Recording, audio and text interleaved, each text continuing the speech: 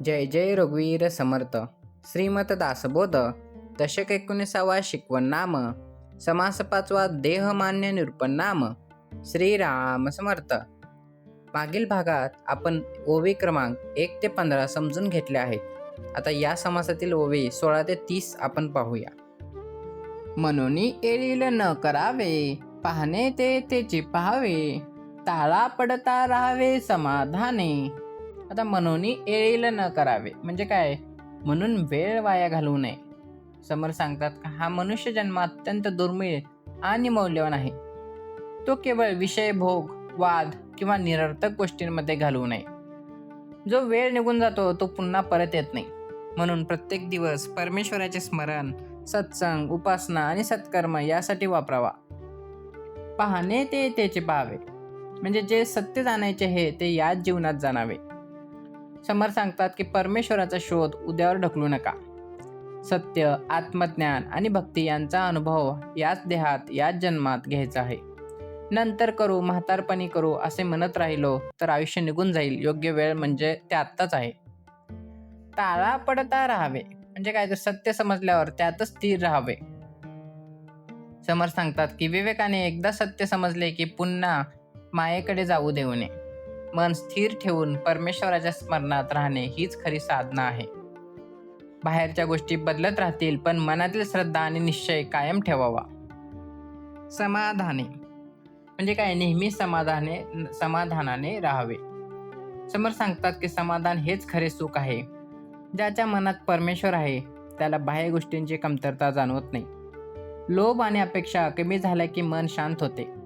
परमेश्वराने दिलेल्या प्रत्येक परिस्थितीत आनंदाने राहणे हेच समाधानी जीवनाचे लक्षण आहे. म्हणून समर सांगतात की हा अमूल्य मनुष्य जन्म वाया घालवू नका. याच जन्मात परमेश्वराचे स्मरण, आत्मज्ञान आणि सत्याचा अनुभव घ्या. सत्य समजल्यावर त्यात स्थिर राहा आणि समाधानाने जगा. हाच खऱ्या साधकाचा मार्ग आहे. प्राणी संसार टाकीती, देवास धुंडीत फिरती, नाना अनुमानी पडती जेत तेथे. आता प्राणी संसार टाकीती म्हणजे काय? काही लोक संसार सोडून निघून जातात. समर सांगतात की काहींना वाटते की संसार सोडला म्हणजेच देव मिळेल. फक्त घरदार सोडून उपयोग नाही. मनात जर मोह, अहंकार आणि वासना तशाच राहिल्या तर खरा त्याग झालाच नाही. त्याग हा बाहेरचा नसून मनातील आसक्तीचा असला पाहिजे. देवास धुंडीत फिरती म्हणजे काय? ते देवाच्या शोधात इकडे तिकडे भटकत राहतात. समर सांगतात की देव एखाद्या ठिकाणीच आहे असे समजून अनेक जण तीर्थक्षेत्रे आणि जंगलात भटकत राहतात. पण परमेश्वर सर्वत्र आहे आणि आपल्या अंतःकरणातही आहे. बाहेर शोधण्यापेक्षा मन शुद्ध करून अंतर्मुख झाले तर देवाची अनुभूती सहज मिळून जाते. त्याला शोधत फिरायची गरज नाही. नाना अनुमानी पडते म्हणजे अनेक कल्पना आणि अंदाजांमध्ये अडकून राहते मन. मग समर सांगतात योग्य मार्गदर्शन नसले की मन अनेक कल्पनांमध्ये भटकत राहते. कोणी काही सांगते तर त्यावर विश्वास ठेवला जातो. विवेक आणि सद्गुरूंचे मार्गदर्शन नसल्यामुळे साधक गोंधळून जातो. म्हणून श्रद्धेबरोबर योग्य ज्ञानही आवश्यक आहे. जेत तेथे म्हणजे अशा प्रकारे ते सर्वत्र भटकत राहतात. समर सांगतात की बाहेर कितीही फिरलो तरी मन शांत नसेल तर देवाची भेट होत नाही. सद्गुरूंच्या कृपेने जेव्हा मन अंतर्मुख होते तेव्हाच खरा देव सापडतो. म्हणून बाह्य भटकंतीपेक्षा अंतःकरण शुद्ध करण्यावर भर द्यावा. तेथेच परमेश्वराचा खरा अनुभव मिळतो. मग समर्थांना या ओळीमधून काय सांगायचं होतं की फक्त संसार सोडून किंवा तीर्थयात्रा करून देव मिळत नाही. मनातील आसक्ती, अहंकार आणि अज्ञान दूर करून सद्गुरूंच्या मार्गदर्शनाखाली अंतर्मुख साधना केली तरच परमेश्वराची खरी अनुभूती मिळते. देव बाहेर शोधण्यापेक्षा स्वतःच्या अंतःकरणात शोधावे हे ह्या ओळीमधून संदेश सांगायचा आहे. लोकांची पाहता रीती, लोक देवार्चने करती, अथवा क्षेत्र देव पाहती ठाई ठाई. आता लोकांची पाहते रीती म्हणजे काय? लोकांच्या उपासनेच्या वेगवेगळ्या पद्धती दिसतात. समर सांगतात की प्रत्येक समाज, प्रदेश आणि घराची देवभक्ती करण्याची पद्धत वेगवेगळी असते. ही विविधता आपल्या संस्कृतीचे वैशिष्ट्य आहे. प्रत्येक जण आपल्या श्रद्धेनुसार परमेश्वराची उपासना करतो. म्हणून दुसऱ्याच्या श्रद्धेचा आदर करणे हेच खऱ्या भक्ताचे लक्षण आहे. लोक देवार्चने करती म्हणजे लोक श्रद्धेने देवाची पूजा करतात. कोणी पूजा करतो, कोणी आरती करतो, कोणी नामस्मरण करतो, तो कोणी जप. प्रत्येकाची भक्ती व्यक्त करण्याची पद्धत वेगवेगळी असली तरी भावना एकच आहे. म्हणून परमेश्वर बाह्य विधीपेक्षा भक्ताच्या अंतःकरणातील प्रेम आणि श्रद्धा पाहतो. म्हणून भक्ती मनापासून असावी. अथवा क्षेत्रदेव पाहते, म्हणजे काही जण काय करतात, क्षेत्रदेव किंवा स्थानिक देवतांची उपासना करतात. समर्थ सांगतात की प्रत्येक गाव, क्षेत्र आणि तीर्थस्थानाला त्याचे आराध्य देवता असते. लोक त्या देवतेवर श्रद्धा ठेवतात आणि तिची भक्ती करतात. ही श्रद्धा योग्यच आहे, पण त्या देवतेमागे असलेले एक परम चैतन्य ओळखण्या अधिक महत्त्वाचे आहे. ते समजले की भक्ती अधिक व्यापक होते. ठायी ठायी म्हणजे प्रत्येक ठिकाणी वेगवेगळ्या प्रकारे उपासना केली जाते. समर्थ सांगतात की प्रत्येक ठिकाणची देवाची रूपे, नावे आणि परंपरा बदलतात, पण परमेश्वर मात्र सर्वत्र एकच आहे. म्हणून रूपांमध्ये अडकू नये. सर्व श्रद्धांचा आदर करून त्यामागील एका परमेश्वराचा अनुभव घेण्याचा प्रयत्न करावा. हाच खऱ्या भक्तीचा मार्ग आहे. समर्थ सांगतात की लोकांच्या उपासनेच्या पद्धती आणि देवतांची रूपे वेगवेगळी असले तरी सर्वांचा उद्देश एकाच परमेश्वराची प्राप्ती हा आहे. म्हणून कोणाच्या श्रद्धेचा अनादर करू नये. सर्वांना आदर करून त्या सर्वांमागील एकच परमचैतन्य ओळखणे हीच समर्थांची शिकवण आहे. अथवा नाना अवतार ऐकोनी धरिती निर्धार, परिते अवघे सविस्तर होऊन गेले. आता अथवा नाना अवतार म्हणजे काय, परमेश्वराचे अनेक अवतार झाले आहेत आतापर्यंत. समर्थ सांगतात की धर्मरक्षणासाठी आणि भक्तांच्या कल्याणासाठी परमेश्वराने अनेक अवतार धारण केले. उदाहरणार्थ काय तर राम, कृष्ण, नरसिंह, वामन अशा अनेक अवतारांच्या कथा आपण ऐकतो. हे अवतार मानवाला योग्य मार्ग दाखवण्यासाठी आहेत. त्यांच्या जीवनातून आदर्श घेऊन आपण आपले जीवन घडवावे लागते. ऐकून धरिती निर्धार म्हणजे काय तर त्या कथा ऐकून लोक श्रद्धा आणि विश्वास ठेवून त्या आपण निर्धार केला पाहिजे. समर्थ सांगतात की अवतारांच्या चरित्रातून भक्तांच्या मनात श्रद्धा निर्माण होते. त्यांच्या लीला ऐकून भक्ती वाढते आणि परमेश्वरावर विश्वास दृढ होतो. पण केवळ कथा ऐकून थांबू नये. त्या शिकवणीचा आपल्या जीवनात स्वीकार केला तरच त्याचा खरा लाभ मिळतो. परी त्या अवघे सविस्तर म्हणजे पण हे सर्व विस्तृत विषय आहेत की प्रत्येक अवताराचे कार्य, त्यामागील उद्देश आणि त्यांचे तत्वज्ञान खूप मोठे आहे. त्यांचे पूर्ण वर्णन करणे सोपे नाही. महत्त्वकथा किती मोठी आहे याचे नाही, तर त्यातून आपण काय शिकतो याचे महत्त्व आहे. प्रत्येक अवतार आपल्या धर्म, सत्य आणि कर्तव्य शिकवतो. होऊन गेले म्हणजे काय ते सर्व पूर्वी घडून गेले आहे की अवतारांचे कार्य इतिहासात घडून गेले असले तरी त्यांची शिकवण आजही तितकीच जिवंत आहे. त्यांच्या जीवनातील आदर्श आपल्या आचरणात उतरवणे हीच खरी त्यांची पूजा आहे. फक्त कथा ऐकून समाधान मानू नये, त्याप्रमाणे जगण्याचा प्रयत्न करावा. म्हणून समर्थ सांगतात की परमेश्वराचे अनेक अवतार मानवाच्या कल्याणासाठी झाले. त्यांच्या कथा श्रद्धा वाढवतात, पण त्यापेक्षा महत्त्वाचे म्हणजे त्यांच्या शिकवणीप्रमाणे जीवन जगणे. अवतारांचे चरित्र ऐकून सद्गुण आपल्या जीवनात आणले तरच भक्तीचे खरे फळ मिळते. एक ब्रह्मा विष्णू महेश, ऐकून म्हणती हे विशेष, गुणातीत जो जगदीश तो पाहिला पाहिजे. आता एक ब्रह्मा विष्णू महेश म्हणजे काय तर ब्रह्मा, विष्णू, महेश हे तिन्ही देव एकच परम सत्याची रूपे आहेत. समर्थ सांगतात की ब्रह्मा निर्माण करतो, विष्णू पालन करतो आणि महेश संहार करतो. हे तिन्ही कार्य वेगवेगळे असले तरी त्यामागील शक्ती एकच आहे. म्हणून देवांमध्ये भेद करू नये. सर्व रूपांमध्ये एकाच परमेश्वराचे दर्शन घेण्याची दृष्टी ठेवावी. ऐकून म्हणते हे विशेष म्हणजे हे ऐकून लोक यालाच मोठे सत्य मानतात. समर्थ सांगतात की अनेक लोक इथपर्यंतच थांबतात आणि यालाच अंतिम ज्ञान समजतात. पण अध्यात्माचा प्रवास येथे संपत नाही. केवळ ऐकून किंवा मान्य करून उपयोग नाही, तर त्या सत्याचा स्वतः अनुभव घेणे आवश्यक आहे. गुणातीत जो जगदीश म्हणजे काय तर सत्व, रज आणि तम या तीन गुणांच्या पलीकडे जो परमेश्वर आहे. समर्थ सांगतात की ब्रह्मा, विष्णू, महेश हे सृष्टीच्या कार्याशी संबंधित आहेत, पण या तिन्ही पलीकडे जो निर्गुण, निराकार आणि सर्वव्यापी परमेश्वर आहे तोच खरा जगदीश आहे. त्याला जाणण्यासाठी मन शांत, निर्मळ आणि विवेकी झाले पाहिजे. तो पाहिला पाहिजे म्हणजे काय, त्या परमेश्वराचा अनुभव घेतला पाहिजे. समर्थ सांगतात की फक्त देवांविषयी बोलणे किंवा ऐकणे पुरेसे नाही. साधना, नामस्मरण, सद्गुरूंचे मार्गदर्शन आणि आत्मचिंतन यांच्या सहाय्याने त्या परम सत्याचा प्रत्यक्ष अनुभव घ्यावा हाच मानवी जन्माचा खरा उद्देश आहे. म्हणून समर्थ सांगतात की ब्रह्मा, विष्णू, महेश ही परमेश्वराची कार्यरूपे आहेत, पण त्यांच्या पलीकडे एक निर्गुण, गुणातीत परमेश्वर आहे. भक्ती आणि साधनेचा अंतिम हेतू त्या परमसत्याचा अनुभव घेणे हा आहे. रूपांमध्ये न अडकता त्या एकाच सर्वव्यापी परमेश्वराकडे वाटचाल करावी. देवासी नाही थानमान, कोठे करावे भजन, हा विचार पाहता अनुमान होत जातो. आता देवासी नाही थानमान म्हणजे काय, तर परमेश्वर एकाच ठिकाणी किंवा मर्यादित बांधलेला नाही. समर्थ सांगतात की परमेश्वराला एका मंदिरात, मूर्तीत किंवा एका जागेतच मर्यादित समजू नये. तो सर्वत्र आहे, प्रत्येक जीवात आहे आणि प्रत्येक कणात आहे.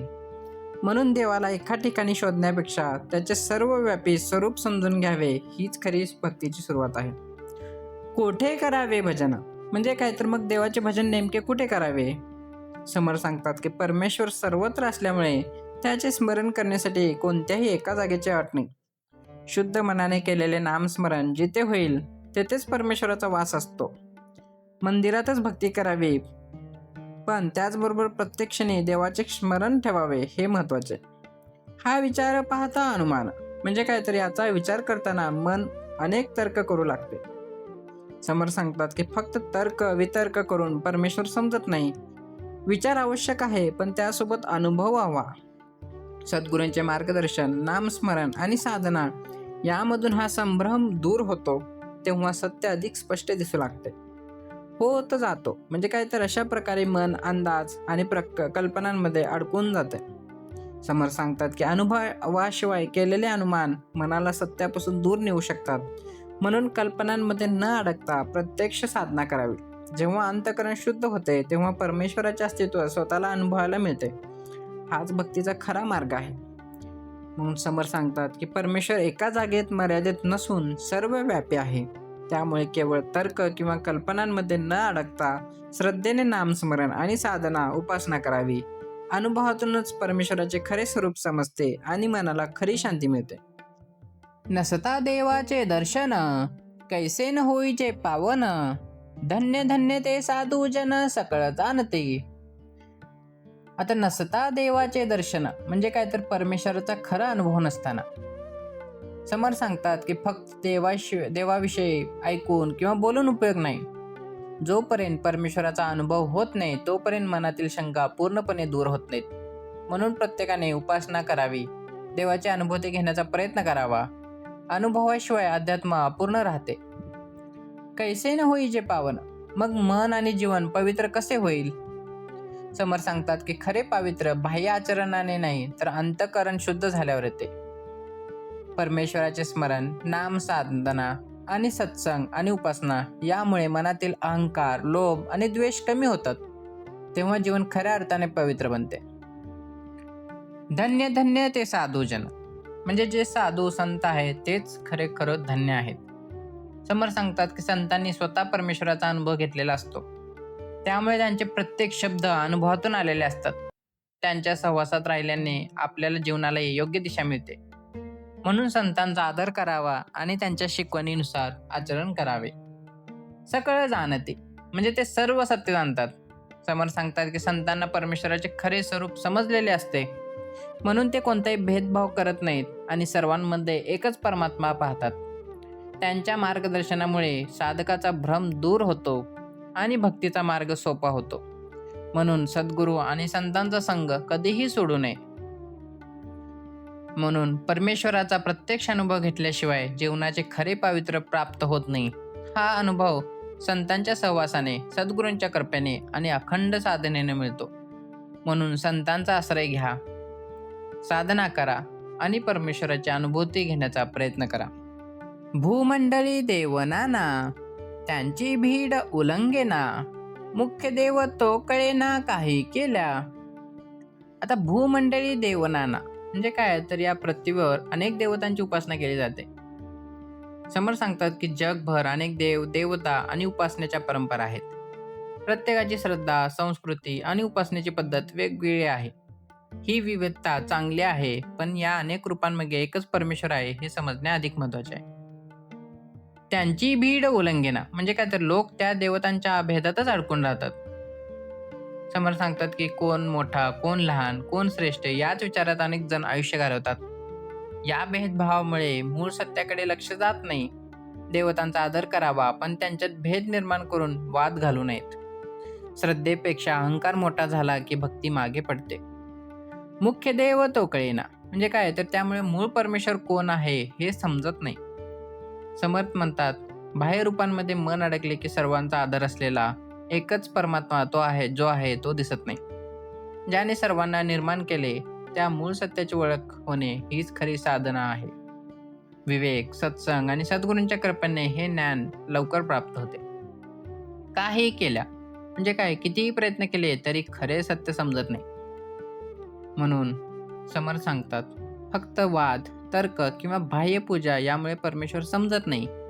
जोपर्यंत मन शुद्ध होत नाही आणि सद्गुरूंचे मार्गदर्शन मिळत नाही तोपर्यंत मूळ सत्य कळत नाही. म्हणून भक्तीबरोबर विवेक आणि अंतर्मुखता आवश्यकता आहे. म्हणून समर्थ सांगतात की अनेक देवतांच्या रूपांमध्ये अडकून मूळ परमेश्वर विसरू नये. सर्व देवतांचा आदर करावा, पण त्यांच्या मागील एकच परमचैतन्य ओळखण्याचा प्रयत्न करावा. हाच विवेक साधकाला खऱ्या देव प्राप्तीकडे घेऊन जातो. कर्तृत्व वेगळे करावे, मग त्या देवासी पाहावे. तरीच काही एक पडे ठावे, गौप्य गुह्य. म्हणजे कर्तृत्व वेगळे करावे तर काय तर मीच करतो हा अहंकार सोडावा. समर्थ सांगतात की प्रत्येक गोष्टीचे श्रेय स्वतःकडे घेण्याची वृत्ती सोडली पाहिजे. कर्तेपणाचा अहंकार असेपर्यंत परमेश्वराची खरी ओळख होत नाही. आपण फक्त निमित्त आहोत हे मनापासून मान्य झाले की नम्रता येते. नम्र मनातच भक्ती आणि ज्ञान टिकून राहते असे सद्गुरूंनी सांगितले. मग त्या देवासी पाहावे, मग त्यानंतर परमेश्वराचे स्वरूप जाणण्याचा प्रयत्न करावा. मग समर्थ सांगतात, अहंकार कमी झाला की मन शांत होते आणि परमेश्वराचा अनुभव घेण्याची पात्रता निर्माण होते. देव बाहेर शोधण्यापेक्षा शुद्ध मनाने त्याचे दर्शन घ्यावे. अंतःकरण निर्मळ झाले की परमेश्वर स्वतःच अनुभवास येतो. तरीच काही एक पडे ठावे, म्हणजे काय तर तेव्हाच थोडेफार सत्य समजू लागते. हे समर्थ सांगतात की परमेश्वराचे स्वरूप पुस्तके वाचून किंवा वाद घालून समजत नाही. साधना, विवेक, उपासना आणि सद्गुरूंच्या कृपेने सत्याची खरी ओळख होऊ लागते.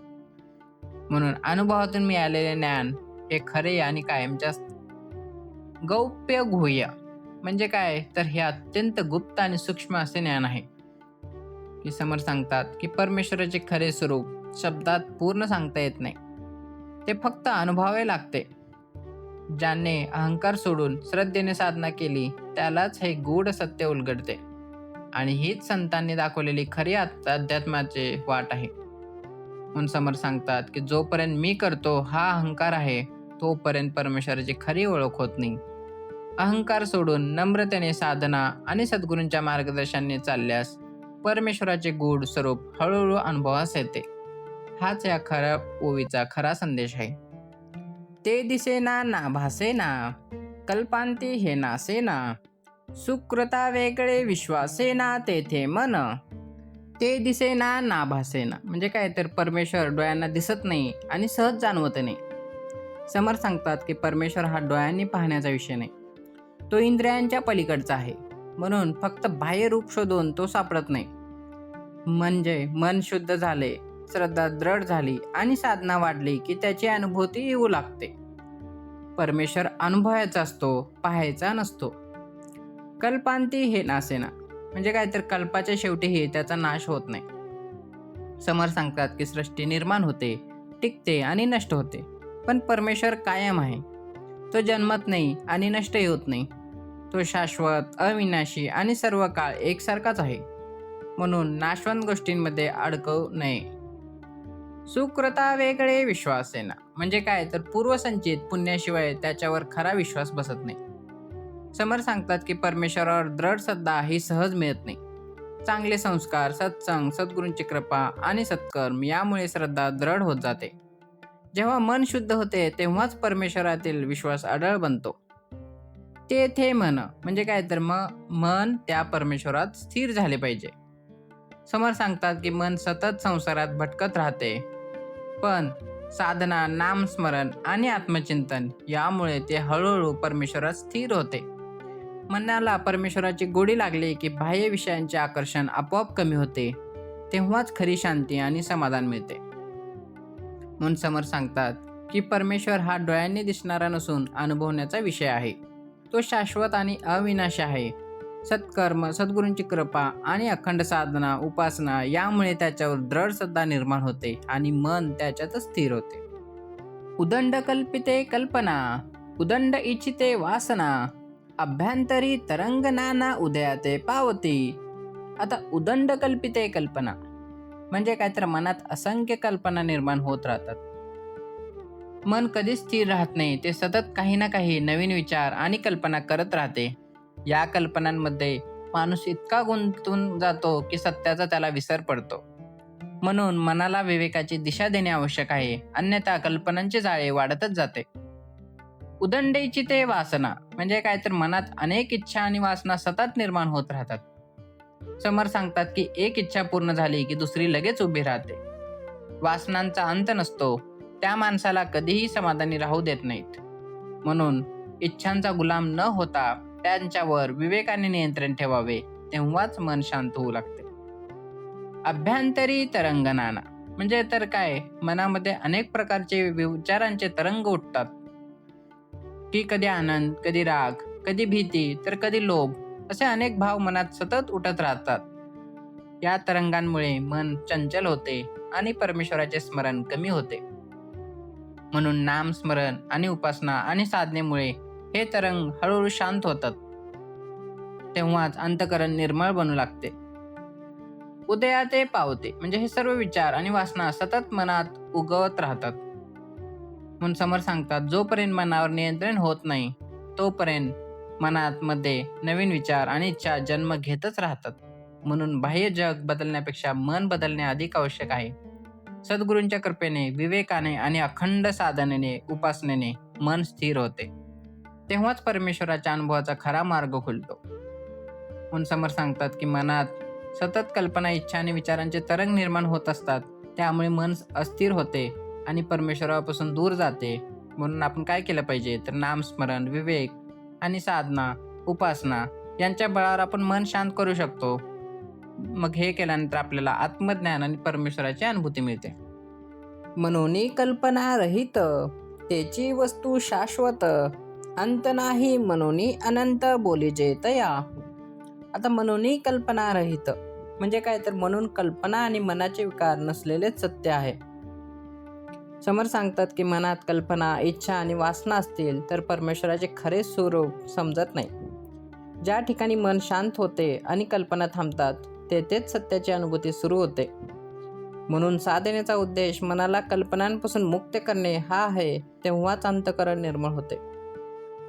त्याची वस्तू शाश्वत म्हणजे तेच परमसत्य कायमचे आणि नाशरहित आहे. समर सांगतात की या जगातील प्रत्येक वस्तू बदलते आणि नष्ट होते, पण परमेश्वर कधीही बदलत नाही. तो काल, वेळ आणि परिस्थितीच्या पलीकडे आहे. म्हणून नाशवंत गोष्टींमध्ये मन अडकवण्यापेक्षा त्या शाश्वत परमेश्वराशी नाते जोडावे. अंत नाही म्हणून अनंत म्हणजे ज्याचा अंत नाही त्यालाच अनंत म्हणतात. समर सांगतात की परमेश्वराला सुरुवात नाही आणि शेवटही नाही. तो सर्वत्र आहे, सर्व काळ आहे आणि सर्वांचा आधार आहे. मनुष्याची बुद्धी त्याला पूर्णपणे समजू शकत नाही, पण भक्ती आणि अनुभवातून त्याची ओळख होऊ शकते. म्हणून ज्याला अनंत असे म्हणतात, असे सद्गुरूंनी सांगितले, त्याची उपासना भक्ती केली पाहिजे. बोली जे तया त्या परमसत्याला आनंद असे संबोधले जाते. समर सांगतात की परमेश्वराचे वर्णन शब्दात पूर्ण होऊ शकत नाही. फक्त दिशा दाखवतात, पण अनुभव स्वतः घ्यावा लागतो. म्हणून नामस्मरण, उपासना, बैठक, सद्गुरूंच्या कृपेने त्या अनंत परमेश्वराचा अनुभव घेण्याचा प्रयत्न केला पाहिजे. हाच मानवी जीवनाचा खरा उद्देश आहे. म्हणून समर सांगतात की कल्पना, इच्छा आणि मनाचे विकार संपले की शाश्वत परमेश्वराच्या परमसत्याची अनुभूती होते. तो परमेश्वर अनंत, अविनाशी आणि सर्वव्यापी आहे. त्याला शब्दाने नव्हे तर साधना, श्रद्धा आणि अनुभवाने जाणावे. हाच या ओवीचा खरा संदेश आहे. हे ज्ञानदृष्टीने पाहावे, पाहुणी ते त्याची राहावे, निज ध्यासे तद्रूप व्हावे, संग त्यागे. आता हे ज्ञानदृष्टीने पाहावे म्हणजे काय, तर या सत्याकडे ज्ञानाच्या दृष्टीने पाहिले पाहिजे. की परमेश्वराला फक्त डोळ्यांनी पाहता येत नाही, तर आपल्याला विवेक, आत्मज्ञान आणि सद्गुरूंच्या शिकवणीतूनच त्याचे स्वरूप समजते. अज्ञानामुळे भेद दिसतात, पण ज्ञानामुळे सर्वत्र एकच परमात्मा दिसू लागतो. हीच खरी ज्ञानदृष्टी आहे. पाहुनी तेथेच राहावे, म्हणजे काय तर ते सत्य समजल्यानंतर त्यातच स्थिर राहावे. ते समर्थ सांगतात की एकदा परमेश्वराची ओळख झाली की मन पुन्हा संसाराच्या मोहात भटकू देऊ नये. त्या अनुभवाला धरून ठेवावे आणि परमेश्वराच्या स्मरणात राहावे. मन जितके स्थिर राहील तितकी साधना अधिक दृढ होत जाईल. निज ध्यासे तद्रूप व्हावे. आता काय, अखंड ध्यानाने परमेश्वराशी एकरूप व्हावे. समर्थ सांगतात की सततचे नामस्मरण, ध्यान, उपासना आणि परमेश्वराचे चिंतन यामुळे मन हळूहळू त्याच्यासारखे निर्मळ होते. ज्याचा सतत ध्यास घेतो त्याचेच गुण आपल्या जीवनात उतरू लागतात. म्हणून अखंड साधनेतूनच परमेश्वराची अनुभूती प्राप्त व्हायला सुरुवात होते. संग त्यागे, म्हणजे काय तर वाईट संग आणि विषयांची आसक्ती सोडावी. मनाला खाली खेचणारा संग सोडल्याशिवाय साधना उपासना पुढे जात नाही. सत्संग बैठक स्वीकारावे आणि कुसंग टाळावा. योग्य संघ मन शुद्ध करतो, तर कुसंग मनाला मायेत अडकवतो. म्हणून संगतेची निवड अत्यंत महत्त्वाची आहे. समर्थ सांगतात की ज्ञानाच्या दृष्टीने परमेश्वराला ओळखावे, त्यातच मन स्थिर ठेवावे आणि अखंड साधनेने त्याच्याशी एकरूप व्हावे. यासाठी सत्संग स्वीकारून कुसंगाचा त्याग करणे अत्यंत आवश्यक आहे. हाच साधकाच्या किंवा श्री सदस्याच्या आत्मकल्याणाचा खरा मार्ग आहे. नाना लीला नाना लगवे, ते काय जाणीजे बापुड्या जीवे, संत संगे स्वानुभवे स्थिती बाणे. आता नाना लीला नाना लगवे, म्हणजे काय तर परमेश्वराच्या लीला आणि कार्य अगणित आहेत. समर्थ सांगतात परमेश्वराचे कार्य आणि त्याच्या लीला मानवाच्या बुद्धीच्या पलीकडचे आहे. प्रत्येक क्षणी या सृष्टीत त्याचे कार्य सुरू आहे. आपण जे पाहतो ते फार थोडे आहे, त्याचे खरे स्वरूप खूप व्यापक आहे. म्हणून परमेश्वराला आपल्या मर्यादित बुद्धीने मोजण्याचा प्रयत्न करू नये. ते काय जाणीचे बापुड्या जीवे, म्हणजे काय तर सामान्य माणसाला हे सर्व कसे समजणार. समर्थ सांगतात की अहंकार आणि अज्ञान असताना परमेश्वराचे गूढ समजत नाही. मर्यादित बुद्धीने अमर्यादित परमेश्वर जाणता येत नाही. म्हणून मला सर्व समजते हा अभिमान सोडावा. नम्रतेने ज्ञान स्वीकारले तरच सत्य समजू लागते. संत संगे स्वानुभवे, म्हणजे काय तर संतांच्या सहवासाने आणि स्वतःच्या अनुभवाने सत्य समजावे. समर्थ सांगतात की परमेश्वराचे ज्ञान केवळ वाचनाने मिळत नाही. संतांचा सहवास, सद्गुरूंचे मार्गदर्शन आणि स्वतःची साधना यामुळे अनुभव प्राप्त होतो. म्हणून अनुभवातून मिळालेले ज्ञान मनात कायमचे टिकते आणि साधकाचा विश्वास दृढ होतो. स्थिती बाणे, म्हणजे काय, तेव्हा मनाची खरी स्थिती अवस्था प्राप्त होते. समर्थ सांगतात की संत संग आणि साधनेमुळे मनातील शंका, भीती आणि चंचलता नाहीशी होते. मन परमेश्वरात स्थिर होते आणि खरी शांती मिळते. हीच एका स्त्री सदस्याची, साधकाची खरी आध्यात्मिक प्रगती आहे. बाहेरची परिस्थिती बदलली तर त्याचे मन स्थिर आणि समाधानी राहते. म्हणून समर्थ सांगतात की परमेश्वराच्या अनंत लीला सामान्य बुद्धीने समजत नाहीत. त्या समजण्यासाठी संत संग, सद्गुरूंची कृपा आणि स्वतःची साधना आवश्यक आहे. या मार्गाने स्वानुभव मिळतो आणि मग मन परमेश्वरात स्थिर होते. ऐसी सूक्ष्म स्थिती गती, कळता चुके अधोगती, सद्गुरूचे नि सद्गती तत्काळ होते. आता ऐसी सूक्ष्म स्थिती गती, म्हणजे काय तर ही अत्यंत सूक्ष्म आणि उंच आध्यात्मिक अवस्था आहे. समर्थ सांगतात की परमेश्वराची अनुभूती हे डोळ्यांनी दिसणारी गोष्ट नाही. ती मन शुद्ध झाल्यावर आणि साधना परिपक्व झाल्यावर अनुभवता येते. ही अवस्था शब्दांनी समजावून सांगता येत नाही, ती स्वतः अनुभवावी लागते. म्हणून साधकाने धीराने आणि श्रद्धेने साधना करत राहावे. कळता चुके अधोगती, म्हणजे काय तर हे सत्य समजले की अधपतन थांबते. समर्थ सांगतात की अज्ञानामुळे माणूस मोह, अहंकार आणि वासनांमध्ये अडकतो. पण जेव्हा आत्मज्ञान मिळते तेव्हा चुकीच्या मार्गावर जाणे थांबते. विवेक जागा होतो आणि जीवनाला योग्य दिशा मिळते आणि मन परमेश्वराकडे वळते. हाच खरा आध्यात्मिक उन्नतीचा आरंभ आहे. सद्गुरूचे नि सद्गती, म्हणजे काय तर सद्गुरूंच्या कृपेने उत्तम मार्ग मिळतो. समर्थ सांगतात की सद्गुरू हे अज्ञानाचा अंधार दूर करून सत्याचा मार्ग दाखवतात. त्यांच्या मार्गदर्शनामुळे साधकाची साधना योग्य दिशेने सुरू राहते. सद्गुरूंच्या शब्दावर विश्वास ठेवून आचरण केले तर परमेश्वर प्राप्तीचा मार्ग अधिक सोपा आणि स्पष्ट होतो. तत्काळ होते, म्हणजे काय तेव्हा लगेचच कल्याणाची सुरुवात होते. समर्थ सांगतात की सद्गुरूंची शिकवण मनापासून स्वीकारली की जीवनात त्वरित बदल दिसू लागतो. मन शांत होते, विवेक जागरूक होतो आणि परमेश्वरावरील प्रेम वाढत जाते. हा बदल हळूहळू साधकाला आत्मज्ञान आणि अखंड आनंदाकडे घेऊन जातो. म्हणून समर्थ सांगतात की परमसत्याची अनुभूती हे अत्यंत सूक्ष्म आहे. ती सद्गुरूंच्या कृपेने, श्रद्धेने आणि साधनेनेच प्राप्त होते. सद्गुरूंच्या मार्गदर्शनामुळे अज्ञान दूर होते, जीवनाला योग्य दिशा मिळते आणि साधकाची सद्गती निश्चित होते. इति श्रीदासबोधे गुरुशिष्य संवादे देहमान्य निरूपणनाम समास 5वा. आता या समासात समर्थाने विविध देवतांच्या उपासनेचे रहस्य सांगताना त्या सर्वांच्या मागे असलेले एक परम चैतन्य ओळखण्याची शिकवण दिली. देहाचे महत्त्व, भक्तीचा खरा अर्थ, मायेचे स्वरूप, संत संग, सद्गुरूंचे मार्गदर्शन आणि परमेश्वराशी एकरूप होण्याचा मार्ग अत्यंत सोप्या भाषेत उलगडून सांगितला. या शिकवणीचा विचार आपल्या जीवनात आचरणात आणला तर भक्ती अधिक दृढ होईल, विवेक जागृत होईल आणि जीवनाला योग्य दिशा मिळेल. जय जय रघुवीर समर्थ.